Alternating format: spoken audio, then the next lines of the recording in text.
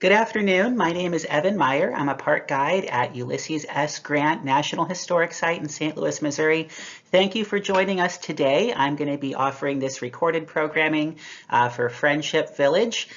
This topic today is on the archaeology of slavery here at the Whitehaven Estate. So the Ulysses Grant National Historic Site protects the home of Ulysses S. Grant and his family, and also his in-laws, the Dent family. They called this property Whitehaven. Ulysses Grant lived here for about 6 years in the 1850s, from 1854 to 1859. And while Grant was living here, his father-in-law, the owner of the property, Colonel Frederick Dent, owned upwards of about 30 enslaved African Americans. Between his two properties here in the country, the property known as Whitehaven, which is located in South County, and also at his city residence located closer to downtown St. Louis, near where Busch Stadium stands today.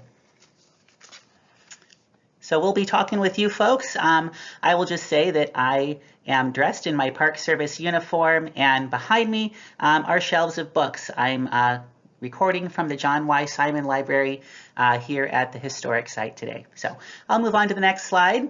Collage of a greenhouse and several people. So why do we want to learn about archaeology of enslaved people in particular? Well, to answer that question, I'll tell you first a little bit about the Grant and the Dent family that lived here on the Whitehaven estate. We know a lot about these people due to their entries in the historic record. Ulysses S. Grant was one of the most famous Americans of his time. He was a well-known Union general. He became the commanding general of the entire United States Army during the Civil War. Grant went on and also served as the 18th president of the United States. So obviously there's a lot written about Grant. Also a lot written about his family. And here in the upper right corner of this slide, as I'm looking at it, you see a picture of General Grant, his wife Julia Dent. I should mention that Julia Dent grew up here on the Whitehaven estate in the 1820s and 30s. Grant also lived here with his 4 children. Three of those 4 kids were all born here at Whitehaven, and this place was an important location as they were growing up in the 1850s and while their father was away at war in the 1860s. We also know a lot about Julia's parents, so Mr. and Mrs. Dent. The photo beneath the Grant family photo is Colonel Dent, Julia's father. He bought this property about 1820. So not only do we know about Dent because of his association with Ulysses Grant, we also know about him because of various business records and property records that we're talking about him and his business dealings and his properties here in St. Louis in the 1820s, 30s, 40s, and so on.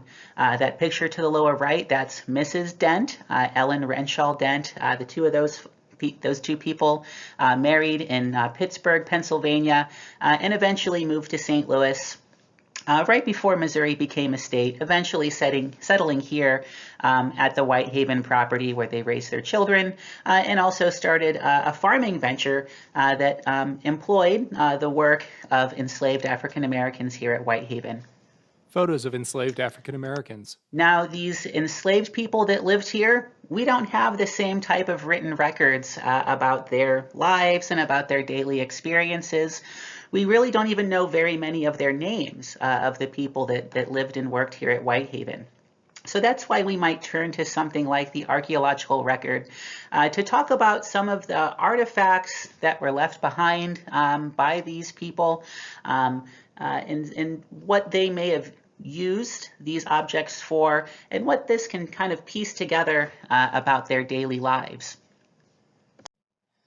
So some questions that I've thought about that archaeological research can help us answer is, what was daily life like for enslaved people? What kind of objects did they use? Where did they live here on the property?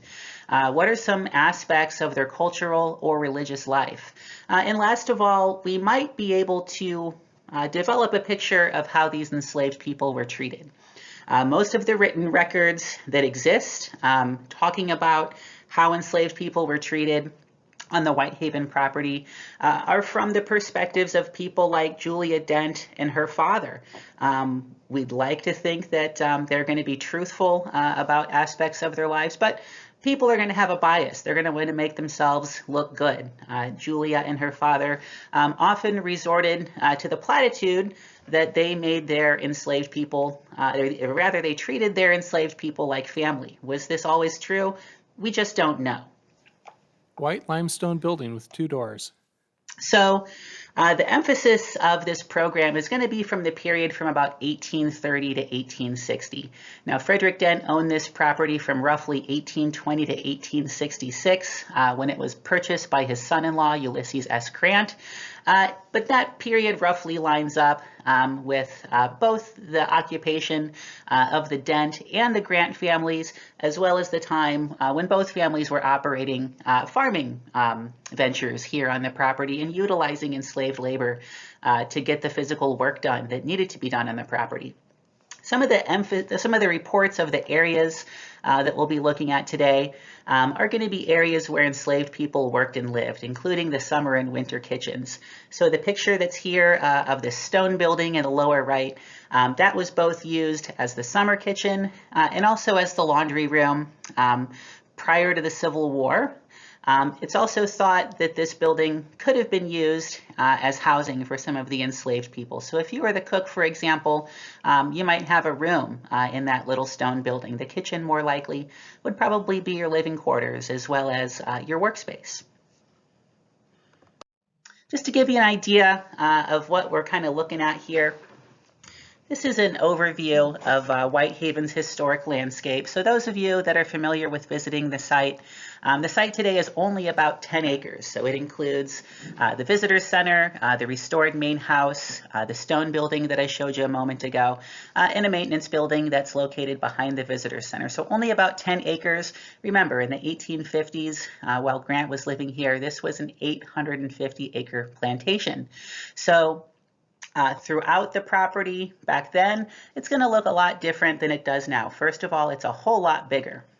The main house, which is the house that you can come tour if you visit Ulysses Grant National Historic Site, is in the same location that it was while Grant was living here. You can see that roughly in the middle. There's a little illustration of a house there. It says main house right beneath it.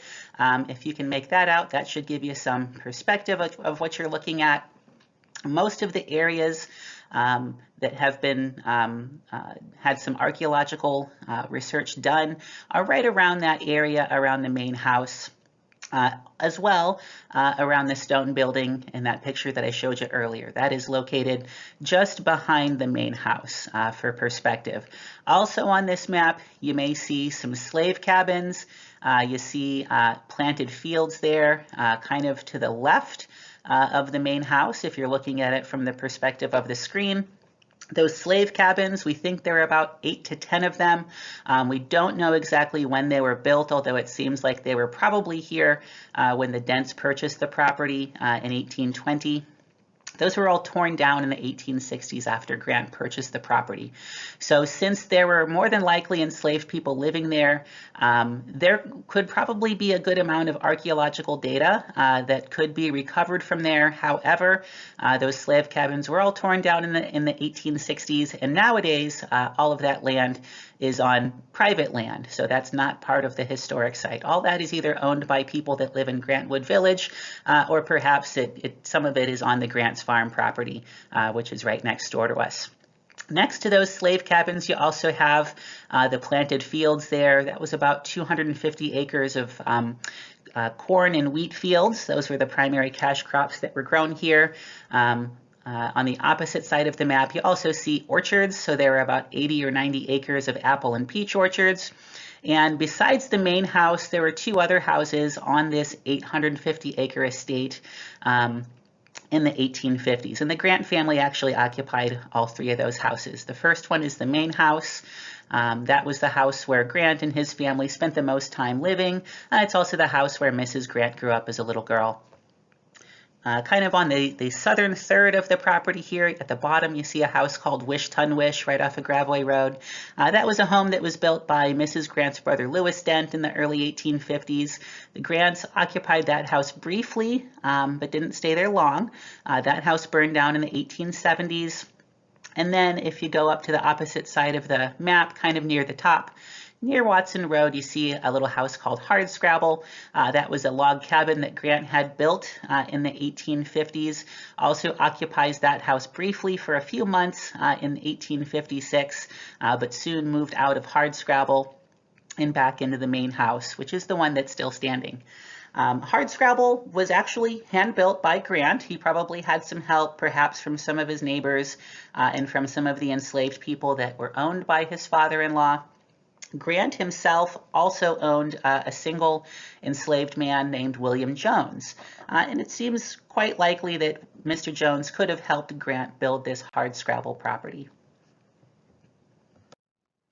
So just a little timeline of events here to give you some context about the story of our site. I mentioned before, about 1812, the house began construction. Actually, construction is started by a gentleman named William Lindsay Long. Around 1816, the property was purchased by Theodore and Ann Lucas Hunt.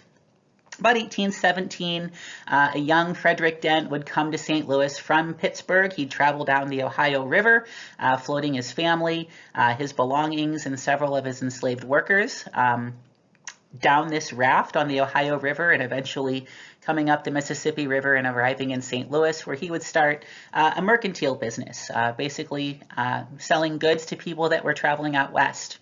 After a few years, Dent was quite successful in that endeavor, so he purchased this farm on the Gravois, which is what we were calling Whitehaven, and that Dent had it named Whitehaven. In 1826, his daughter Julia Dent was born here in St. Louis, and later in the 1820s, Whitehaven becomes the permanent Dent family home. 1843 and 44, Lieutenant Ulysses Grant starts visiting Whitehaven for the first time, and he meets Julia. Grant had been stationed at Jefferson Barracks, which is about 5 miles south of here. Around 1846, Dent lists 400 acres of his property for sale, but that sale never materializes. He didn't find a buyer, so the Dents held on to that property until the 1860s.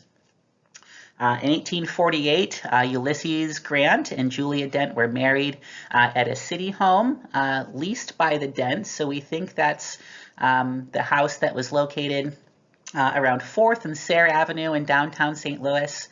And then from 1854 to 1859, Grant was living here at Whitehaven. So in 1854, Grant resigns his commission in the U.S. Army, comes back to St. Louis to start his life as a farmer and being closer to his wife and children. Grant leaves here in 1859, and by 1860, they'd moved to Galena. The Civil War begins, Grant rejoins the U.S. Army and begins his career progression up to the rank of Commanding General of the Army. Around 1861, so around the same time that the Civil War is starting, Colonel Dent, Grant's father-in-law, is actually forced to surrender Whitehaven. He had been in some financial difficulties. He was having trouble paying taxes and had taken out loans on the property. So the property was actually seized and it was sold at auction to Dent's son, John. So Grant's brother-in-law, Julia's eldest brother, John Cromwell Dent. Through the next few years, from 1863 to 1866, Ulysses and Julia Grant worked on purchasing the remainder of the Whitehaven property from John and from some other buyers. So by about 1856, they'd purchased about 800 acres of her father's original 850-acre property. Grant was going to run a horse farm here, so he was going to make some changes. Obviously, slavery had been outlawed after the end of the Civil War. So that was a big change.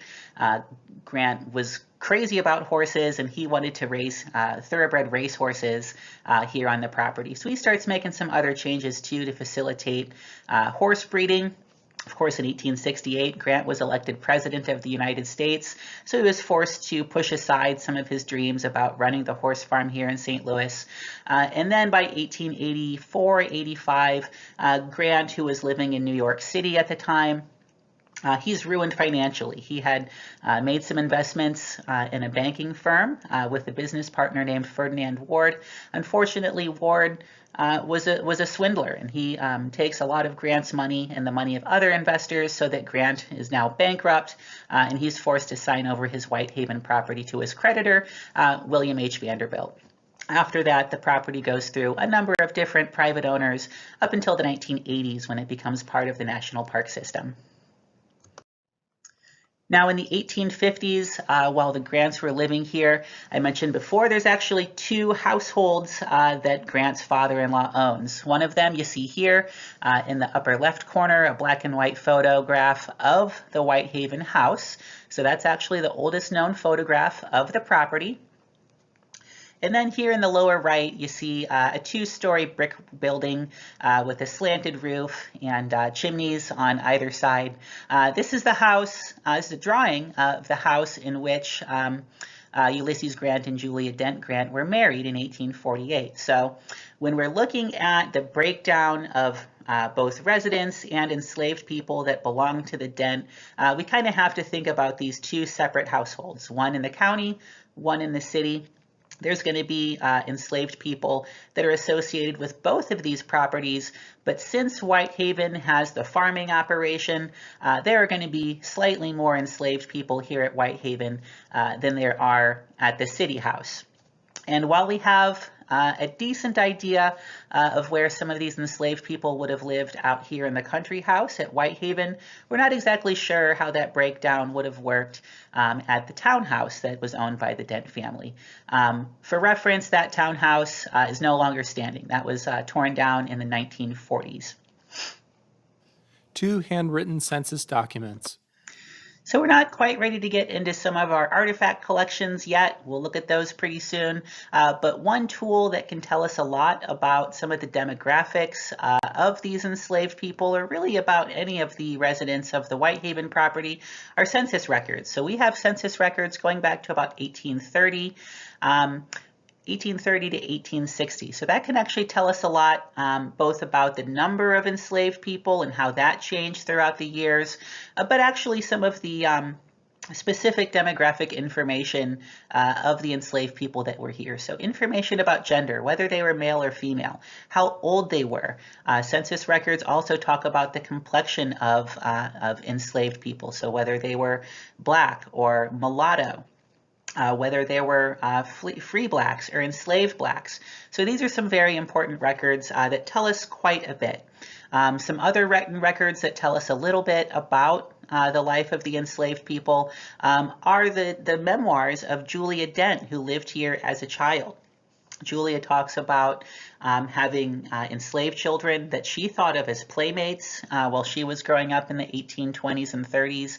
And usually by the time these young enslaved girls reached an age, usually that age would be about 10 or 12, Julia says that they would receive a gleaming white apron that would signify their transition from childhood playmate to domestic worker. So that would seem to be a pretty significant event to Julia Dent. And it does tell us a little bit about the progression of life for some of these enslaved children. Both Julia and her father tell us that they thought of their enslaved people as family. And many of these enslaved people actually came with Dent as he was migrating westward to St. Louis. They came from him. They came from places like Maryland and Virginia. So he had probably gotten quite a few of these folks back east and then taken them with him to the slave state of Missouri, where he established his Whitehaven plantation. So what do some of these census records tell us? So these two records here, these are both from the 1850 census. One of these is from the Whitehaven property where they had their farm. The other one is from the Dent family townhouse in downtown St. Louis. So the first census records we have in the 1830 census, we have 18 slaves listed as belonging to Frederick Dent. So 8 men, 10 women. Roughly ranging in age from infancy to about the age of their mid-50s. So all sorts of age diversity here among the enslaved people. And the numbers reveal that about half of their slaves in the 1830s were children. So again, this roughly lines up with the time that Julia Dent was growing up. She referred to a few of the enslaved women that had been here from her childhood. Among them would have been Kitty, who was Julia's nurse. There were other slaves whose names we do know. One of those notable enslaved women was a cook by the name of Mary Robinson. Mary Robinson was the cook for the Dent family. She was also interviewed by a St. Louis newspaper in 1885, right after President Grant passed away of throat cancer. So Mary Robinson in this interview says that as far as she knows, she was born at Whitehaven and spent her childhood here. So Mary could have been one of those young women slaves that Julia was talking about way back when.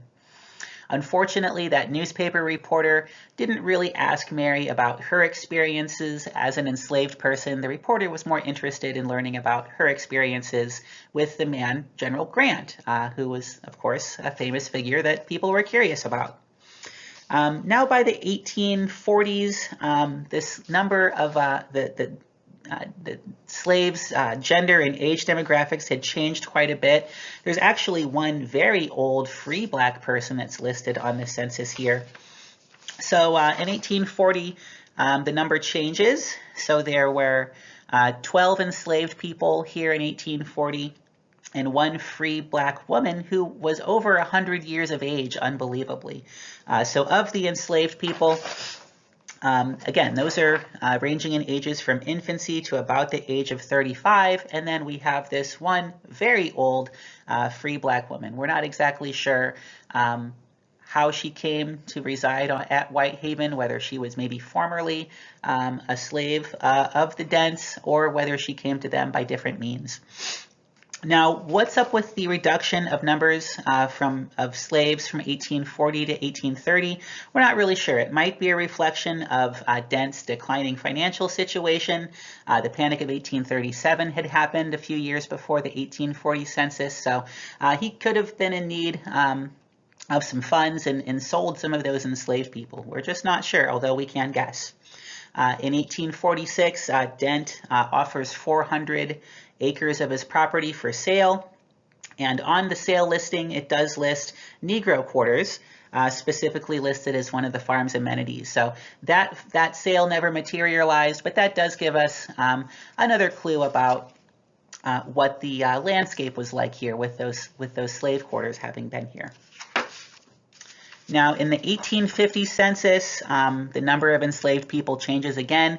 1850 is when Dent has his largest number of enslaved people. He has about 28 enslaved people between his two properties, rather. This is when the slave schedule changes. So you have the Whitehaven property being listed and then the city property being listed. Interestingly, 1850 is the first time that Ulysses Grant shows up as a resident of one of Dent's properties. So Ulysses Grant and his family were listed as residents of the Dent townhouse in 1850.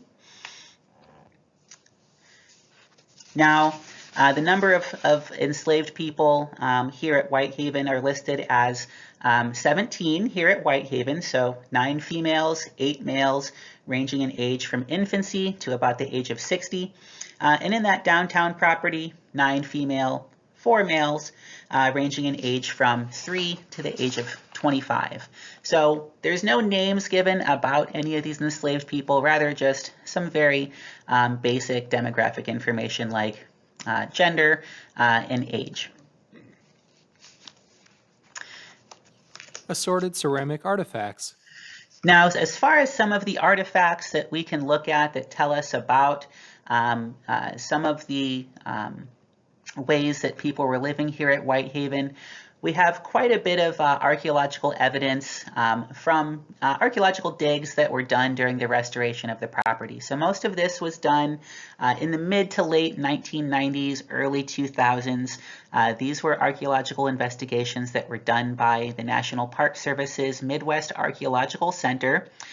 Most of those artifacts are kept on site at the Midwest Archaeological Center, which is located in Lincoln, Nebraska. So what I'm showing you today is by no means a complete collection of artifacts. We have very few artifacts that are kept at the park here, but I was able to get some pictures from staff at the Midwest Archaeological Center, so thank you for them. I wish I did have more artifacts to show you. One of these days I'll hopefully get up there and get to photograph some artifacts and maybe show folks a more complete collection of some of our archaeological collections. So the first group of artifacts that I'm going to show you is ceramics. So these are mostly dinnerware, servingware, plates, bowls, serving trays, things like that, that enslaved cooks and other domestic servants would have used both to cook for the Dent family and to serve them. Most of these objects that I'm showing you here would have been kind of nicer quality dinnerware. Chances are that the enslaved people are not going to use this themselves to eat, but rather they're going to be serving this to the Dent and Grant families. So what they're going to be doing is cooking the food either in the cellar, in the winter kitchen, or out in that stone building, which they used as the summer kitchen, and then traveling up the stairs to the back door in order to serve the family in the dining room. So I have a couple different assorted sherds of ceramics here in this assemblage. Most of these ceramics are going to be made in England. So there's some English hand-painted whiteware roughly at the 12 o'clock position here on my slide. This is a sprig motif, so essentially this would be hand-painted by an artisan and then shipped around the world. These pieces were popular from the 1830s to the 1850s. Clockwise from that, we have some medium blue transfer printed whiteware. So what we mean by transfer ware is it's sort of the process if you ever gave yourself a temporary tattoo. So there's a design on a little paper backing.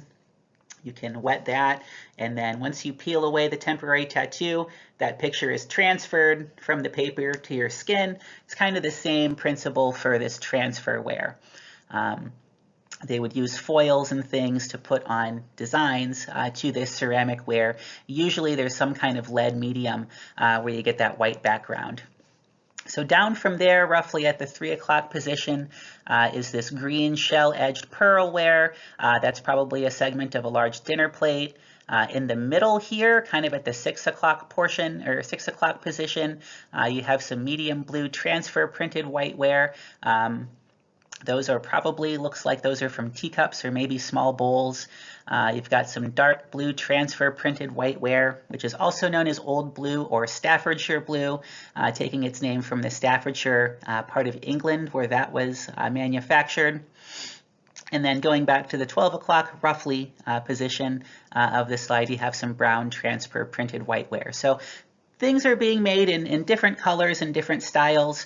So you kind of see the variety of ceramic ware that an upper middle class family might have, that the enslaved people of this upper middle class family would be using to serve, and then possibly being able to use themselves. So this type of pottery or type of ceramics is also important because it gives us relative date ranges that we can date other artifacts that might be found with things like this. So if we have a piece of bone or something, if we find it in conjunction with one of these pieces of ceramics, we can make an educated guess that that was probably deposited, say, sometime in the 1830s or 1840s, if we know that those ceramics were being manufactured at the time.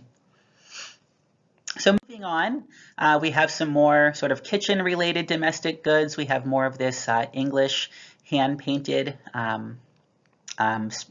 sprigs on this whiteware here. You see that little floral motif, the green leaves and the little purple flowers. We also have, it looks like a fork, maybe a knife, that are badly deteriorated. So these probably contain some sort of iron, some sort of ferrous metal. Those rust badly in the soil, so those do tend to be very deteriorated. And then to the beneath that, we have a spoon, which is probably silver, maybe some kind of alloy. It looks like that's also somewhat deteriorated, but you get the idea. In this winter kitchen area and in the summer kitchen, most of what we're finding are broken bits of ceramics, bits of utensils. We might have things like bones if they were using beef, pork, chicken, or fish bones, or even things like freshwater mussels. We'll find bits of faunal remains, so animal remains, where those animals were either being butchered or cuts of meat were being cut and prepared. We find quite a bit of this basically kitchen trash in some of these areas. We have a few more pieces of this of blue transfer printed whiteware. You see these small blue and white ceramic sherds here on the top. Another one maybe of a saucer here at the bottom. You see about how large those are. That little scale strip is there at the bottom for scale. So that looks like it's roughly about 4 centimeters wide. And then some more domestic goods. So more bits of ceramics. There's some blue-edged pearlware kind of on the lower left here. On the top left here, looks like a little piece of ceramic, maybe another piece of a plate with a tree motif, black and white tree motif. So that motif would have been popular in the 1830s and 40s. And then this little thimble that you see on the right side, that was actually found just outside the stone building. So that was used as the laundry. Chances are the enslaved woman who was doing the laundry also would have been mending clothes and perhaps making new clothes. So in addition to that thimble, there also could be things like needles and threads found in that space. Now there's also personal items that are associated with some of these archaeological digs.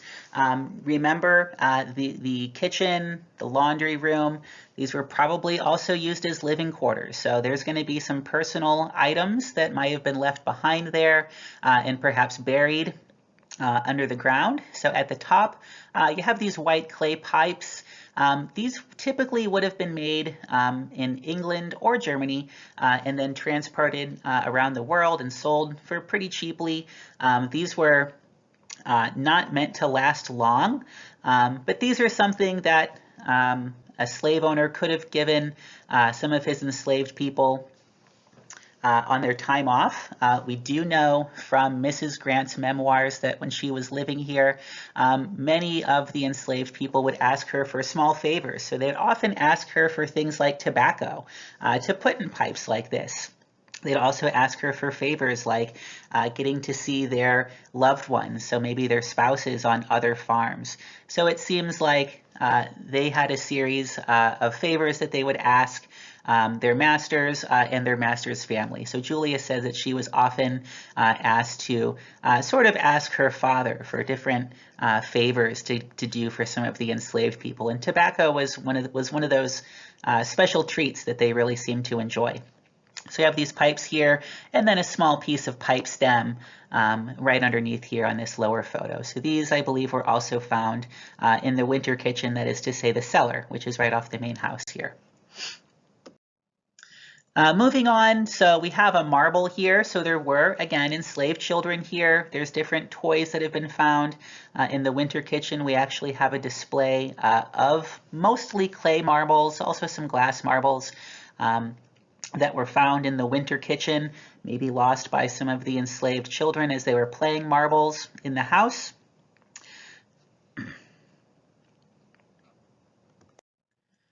And then we have some bits of jewelry and other personal adornments that were found. So clockwise from the top left, we have a small black, slightly square-shaped bead here. To the right of that is a small seashell. So this is a freshwater mussel shell. From there, we have a small bone bead. And then to the left of that, we have a small brass button. So exactly what these objects could have been used for, we're not sure. There are many, many different types of beads that are found among slave sites in both the lower Midwest and the South, these seem to be a very popular way for enslaved women to adorn themselves, both grown women, young women, old women. Often these would be worn as necklaces, sometimes around the waist. This was thought to be sort of a fertility charm that women could wear if they wanted to bear a child. And many of these beads also are made in Europe. So this small black bead that's slightly square shaped, that was probably made in the Milan area of Italy, and then taken to Bohemia, that is the present-day Czech Republic, to be finished and painted, and then again shipped around the world. So even these enslaved people that occupied a pretty precarious place in society, they're still in a way participating in this early global economy in the 19th century. This small bone bead, they could have made that perhaps out of animal bones that they found here on the site. The shell, which is on the upper right, that could have been just found in one of the creeks nearby. And then this brass button, it's possible that that was from a military uniform, although it's hard to say for sure. But any of these items could have been used as decoration, say sewn into a braid or a belt, possibly put in their hair to decorate their hair. But again, these are just small trinkets that slave owners are not going to mind their enslaved people having. These don't cost a lot of money. Oftentimes, these items just could have been found. Now, I think these next artifacts that I'm going to mention are pretty interesting. What you see here is a little slate board. So this is the type of slate board that school kids could have used as they were learning to write in school. We know that Julia Dent and her siblings went to a one-room schoolhouse about a mile away from their home. Of course, that is not going to be the same for the enslaved people. So in the 1830s, Missouri actually passed a law making it illegal to teach enslaved people how to read and write. And in 1847, they went even farther, and the state of Missouri made it illegal to teach any black person, free or enslaved, to read or write. So for African Americans learning to read and write, that's a very big risk that they're taking in the pre-Civil War era. But it was a skill, of course, that many of them still wanted. Now, the picture that I'm showing you here is of a little slate board. This is not actually an artifact that was found here, although there were several sherds of slate that were found in the winter kitchen buried under the ground. So between the slate boards and slate pencils that were found there, it seems like there were enslaved people that were reading and writing, even though they weren't supposed to. Now, who was teaching them how to read and write? We don't really know. We can look back on some of Julia's stories, and she says that when she was a little girl, she would practice her reading and writing. She enjoyed reading. She liked to read stories with her friends, some of whom were enslaved children.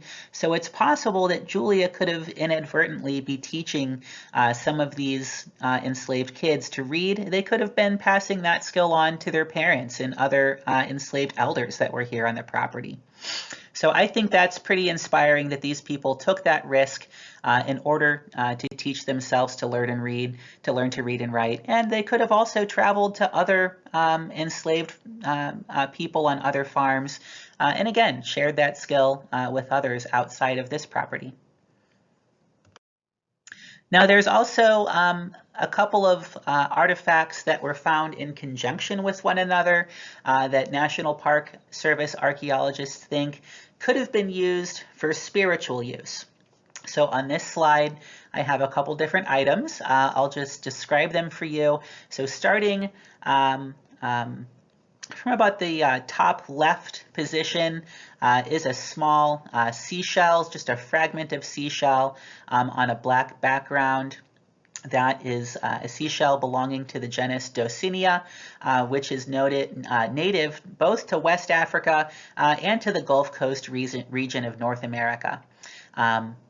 moving clockwise to the top right is a chert core, so that's a chert stone, probably found in one of the crop fields here at Whitehaven. This was the type of stone that was used by Native Americans to make stone tools.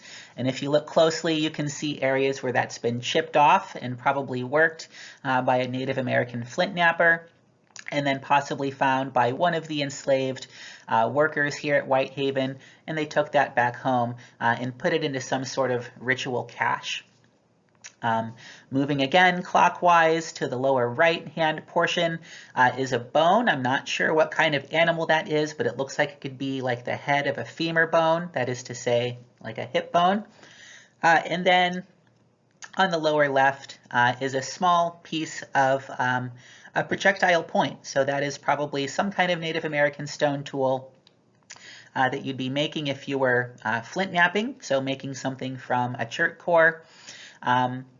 Also probably found in some of the fields. So what is this exactly? So again, archaeologists do a lot of guesswork. When you find objects in conjunction in very close proximity to one another, you can guess that those probably had some sort of function as a whole. So these individual items come together to form some sort of ritual bundle. So what could this have been used for? Chances are many of these enslaved African Americans held on to some beliefs from West Africa. So that is to say sort of folk beliefs about black and white magic and doing different conjuring spells both to the spaces that they occupied and the people that they lived with. So different African American and African folk healers would have known different spells. These are sort of spiritual beliefs that they could have used to protect themselves, to grant good health, to make people fall in love, to enchant some sort of space with a protection spell. And typically you'd find a sort of random assemblage of artifacts or objects put into one section of a room together. So these items were all found together. They were found in the winter kitchen underneath where the door jamb would be to this space. There were other possible bundles that were found in fireplaces, in areas where ashes had been disposed of. So exactly what the intent was with a ritual bundle like this is, we're just not sure, although it does seem fairly obvious that this was some sort of ritual bundle. Many enslaved people might also use this sort of ritual magic that they believed in as a way to play tricks on their owners. They had knowledge of herbs and roots that might cause things like stomach distress or minor illnesses.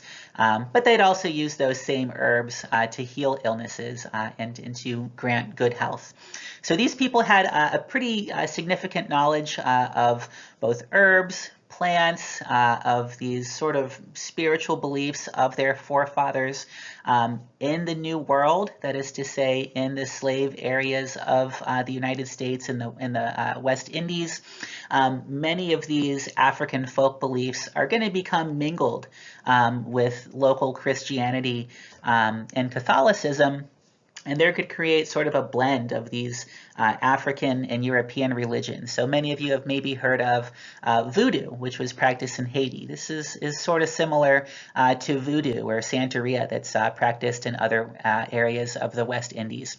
So unfortunately, you know, there's very little we do know about the specifics of some of these artifacts, but what we are able to surmise about the function of some of these ritual bundles comes to us from anthropological and ethnographic field work that's been done among both tribes people in places like West Africa, and also oral history work that was done in the 1930s, the Great Depression area, interviews that were done by historians, by surviving enslaved people who knew about some of these practices or learned about them from their ancestors.